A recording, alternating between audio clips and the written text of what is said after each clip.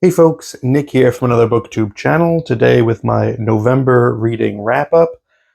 This was a bit of a slow month for me in terms of reading output. Only 7.5 books finished, 8.5 graphic novels, which is more graphic novels than usual. I had a lot of trouble focusing this month. Earlier in November in the United States, we had an election. It did not go well, um, and so I got put into a little bit of a funk because of that. Couldn't really focus on much, so I think that's why I gravitated towards comics a lot. A little bit shorter form, easier to kind of hone in on.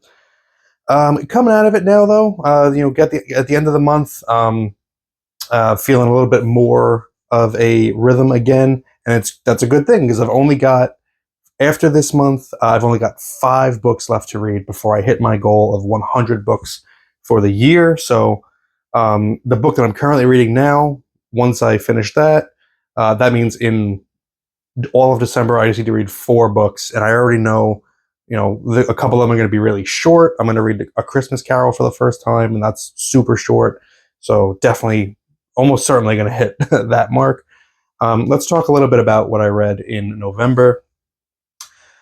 First novel I'll talk about is The Big Sleep by Raymond Chandler. And this one, I think I'm not a huge fan of like the original first wave of detective noir, pulp noir. I also read The Thin Man by Dashiell Hammett. Was that this year? Was it last year? I don't even remember. But I found myself very underwhelmed by that one and kind of put off by it.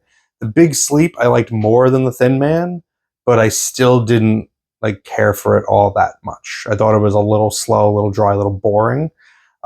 Just that the writing style of Raymond Chandler, I think that there's sequences that are incredibly written, but there's something about that original like hard boiled banter that just doesn't work for me. I really like, I think, second wave noir, like the people that were inspired by Raymond Chandler and Dashiell Hammett. I think that works better for me. But the original stuff, it hasn't been working for me. I don't know. Um, Next, Call Me By Your Name by Andre Asiman? I don't know. This one was made into a movie not long ago. I think it's kind of what launched Timothy Chalamet's career. It is about a young man, Timothy Chalamet. That's his name in the novel. I think it's Elio. Elio. His family, they live in Italy, and they house like just like people for like the summer. Like somebody rents a room for the summer for them. And this summer, or the summer in question, Oliver is like a professor or a young. I don't know what I read at the beginning of the month. It's a little fuzzy, but he's a little bit older than Elio. He's staying in town for the summer, and basically they begin a bit of an infatuation with each other. And Elio explores this homosexual relationship for the first time. It's his first time experiencing something like that, and it is a objectively very well written book, and I would say it's a very good book, probably even a great book. I think I found I'm not a huge fan of just like romance novels, because I wanted a little bit more out of this. This is a book that's primarily about yearning. There's a ton of yearning. The whole first half of the book is all yearn, and then you finally get like some payoff more than halfway in. But it wasn't like enough for me. I like action. I like genre stuff. So romance with like, I don't know, in space, yeah, maybe that'll work for me differently. But just like regular romance, I don't know, not really my style. But objectively, a book that I think other people who like romance would really enjoy. I think it was pretty good for that. Just not my thing. So let's do a comic book. Here by Richard McGuire. This was also made into a movie much more recently. Just came out. It's a Tom Hanks movie directed by Robert Zemeckis. I haven't seen the movie. I've heard it's terrible. I see that it's getting absolutely horrible reviews. Nevertheless, I wanted to check out the graphic novel because I heard that that was exceptional, and it really was. I loved it. And it's a strange experience as a graphic novel. So what here is a story of it's the story of the corner of a room over the course of like literally millennia. Um, so when you think of a comic panel, that's basically where your camera is set up. So throughout the entire book, it's double page spreads of the exact same setup. The camera does not move, but on each page turn, what's happening in that space changes. And there's little time cards in the upper left of each panel to let you know that this is taking place in 1997. This is taking place in 1958. This is taking place in 1600 yada whatever. This is taking place in 3 billion BC. And what Richard McGuire does is he nests panels within the pages. So the big page will be like, this is 2008, but there's a small panel within it that's just 1997. So the two actions from the two different time periods are interacting with each other in some way. And it's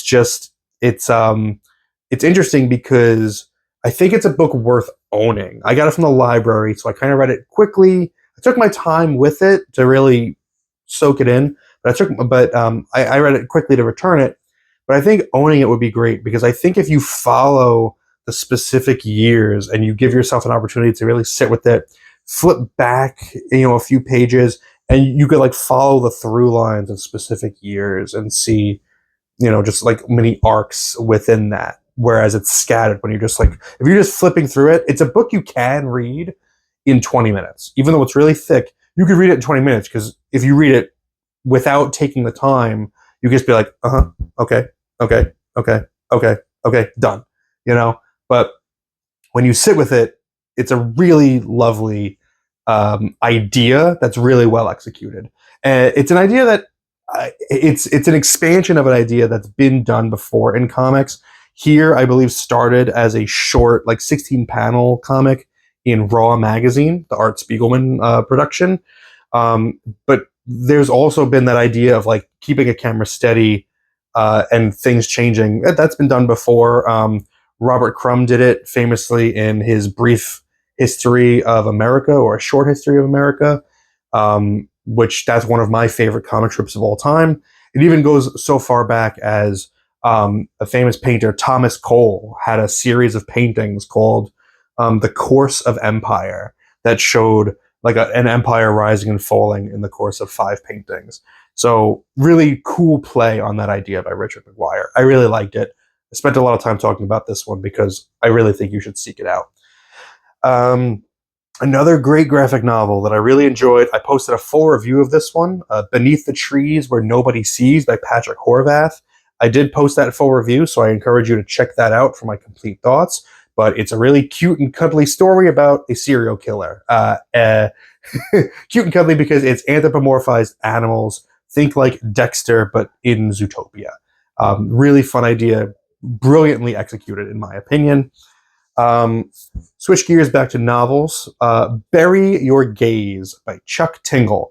Chuck Tingle, I really liked his first book. I don't actually, it's wrong to call it his first book because he's been writing weird shorts for so long. But his first like major horror novel last year, Camp Damascus, I really enjoyed. Bury Your Gaze, I liked about the same. I think it's a really solid book.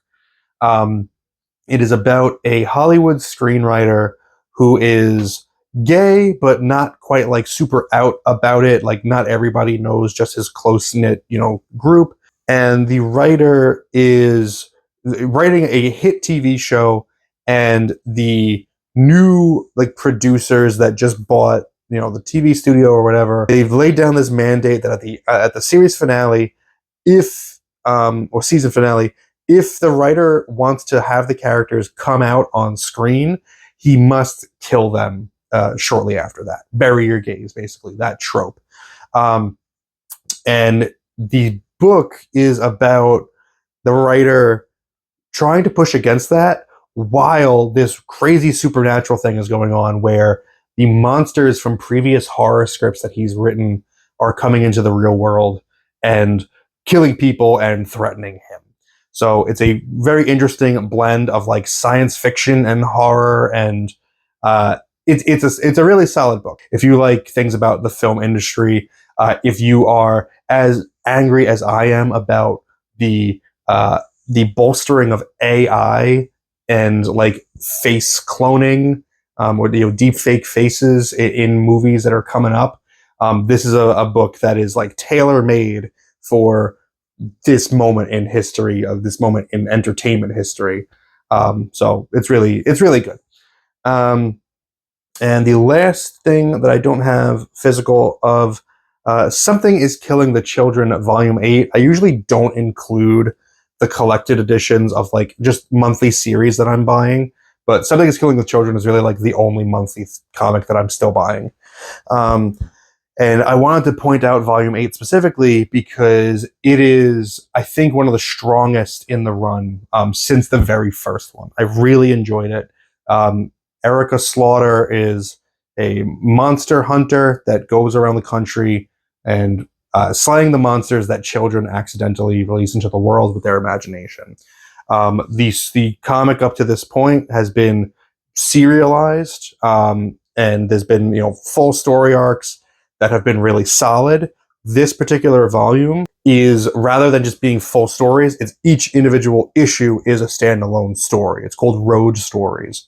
So you get a complete arc within each individual issue. We get to meet new characters each time, and it was a really lovely set. This volume, I thought, was James Tynion and Werther Dell'Edera doing some of their best work on the series so far. So I just wanted to include that. All right. So what do I have physically here? I've got two 87th Precinct novels, Heat and Ice by Ed McBain. Ice is the book I'm currently reading now. You could see that I didn't quite make it this month to get to the end of it. But these are kind of companion novels to each other. Heat is the first one, which I did finish. This one has the detectives finding a man locked in his apartment, dead with no apparent injuries, in the middle of a heat wave. It is sweltering out, and his air conditioner is not on. Gross. The indication is that he committed suicide via pills, but the detectives find out that the victim was definitely afraid of all kinds of medicine, including pills. So why would he choose that option? Maybe he wasn't committing suicide. Maybe he was poisoned. So on and so forth. Ice is a companion. There's some events in here that follow directly from Heat, but I think if you didn't read Heat, you could probably just pick this one right up. This one is now, it's the dead of winter. So it was summer, now it's winter. And there's just been a series of victims who are shot to death. They seemingly have absolutely nothing in common except for the fact that the gun used to kill them both was the same. So it's now, what is the connection between the two, and what does this lead into? And ends up being this really like big, not quite conspiracy, but it's like a complex network of crimes that's being put together. It's probably one of the most complex 87th Precinct novels I've read so far. And it's good. It's not my favorite. I really liked Heat. I thought Heat was really good. Ice, I'm a little unsure of. I got to see how it ends up. Back to comics, Hellboy, The Troll Witch, and Others. This is volume 7 of Hellboy. I've said it before, I love Hellboy, but if you ask me to like recount a single story from the series, I can't do it. It's all about the art for me. I love Mike Mignola's artwork. This volume contains stories that are illustrated by P. Craig Russell and Richard Corbin as well. And I'm not a huge fan of Richard Corbin. He's hit and miss for me. But his story in here is actually my favorite in that volume. So check that out if you like Richard Corbin. I think that's a really good story by him. All right, these next few, I'm gonna just do them in a batch, just like I did for the McBains. So I read 3 Richard Sala graphic novels. I read Violencia and Other Deadly Amusements. I read The Maniac Killer Strikes Again, and In a Glass Grotesquely. Richard Sala was a brilliant cartoonist. I've been really enjoying going through his back catalog. He did unfortunately kind of recently pass away, and his books are really hard to get a hold of. I was lucky; my local comic shop has had these on their shelves basically since they've been released. I guess nobody is reading Richard Sala on Staten Island. Lucky me, because I was able to pick these up for cover price. If you go on eBay looking for pretty much any of his books, get ready to pay a premium. I will say that I do think that for the most part they are worth it, even though they're all pretty samey in terms of plot. Richard Sala likes a conspiratorial storyline of like one person investigating something and discovering a greater conspiracy of masked marauders and vigilantes, cultists, mad scientists, things like that. The storylines are not going to be too varied. Between like all 3 of these books, you're going to see a lot of repeat. But his art is just so like wonderful. It's Edward Gorey, Charles Addams type of style, but it is distinctly his own. I particularly like when he works in color. So let me get maybe an example from Violencia. Some of his best stuff, in my opinion, is when he does like these group shots of just a bunch of people in the frame all at once, and he gets to just kind of show off the variety a little bit.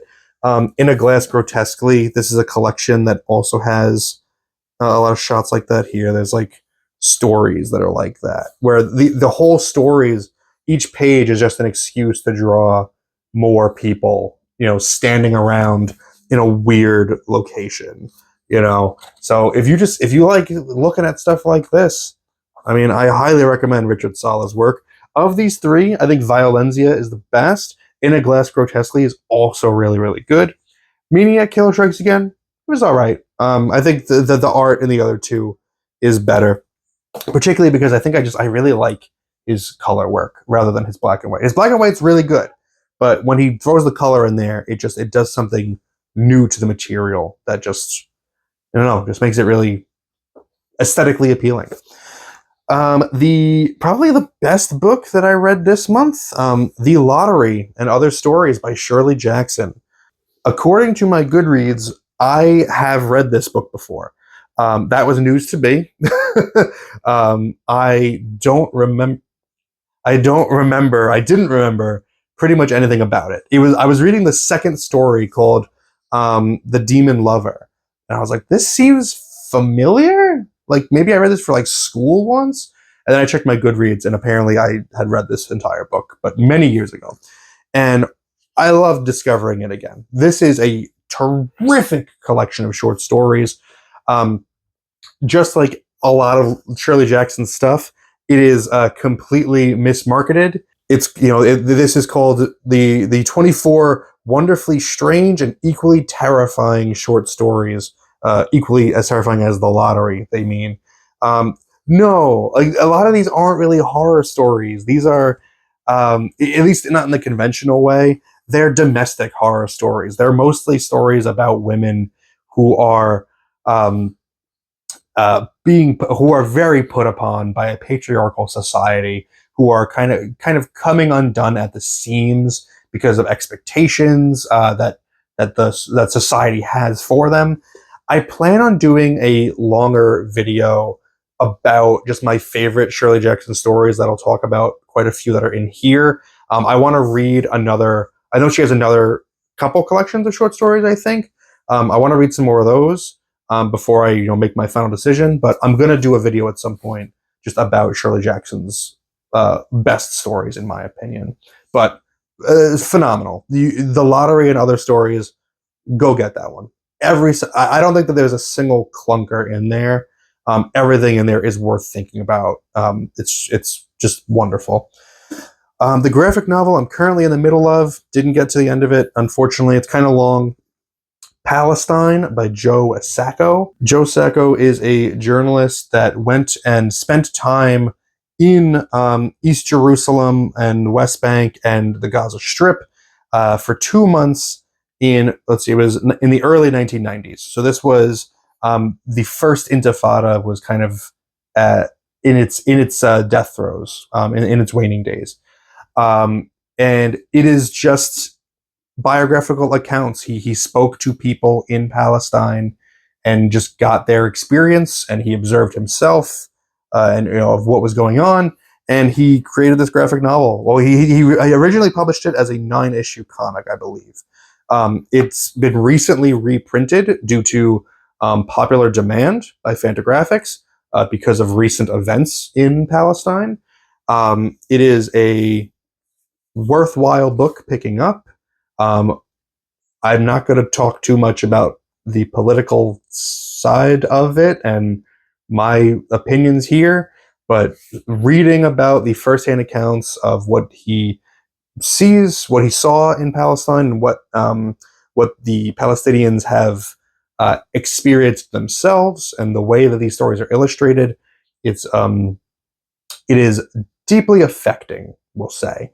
So interesting journalistic piece that I would recommend if you are interested in the topic of the Middle East. Actually, there is one more thing I want to talk about regards to the Palestine graphic novel, and that is that Joe Sacco does not paint himself like as this perfect altruistic figure who's doing this for like no gain. He just wants to like tell the story of the Palestinian people. He is upfront, like in the early issues, that he is there for the story. And when what he hears from the Palestinians, he takes kind of like with a grain of salt. He shrugs it off in the beginning a lot, and he uses a lot of language and rhetoric about those people that you would hear from like the Israeli side. Like he refers to them as terrorists early on, and he himself is not Israeli. I think he's from Malta, but he grew up. He was educated in the United States.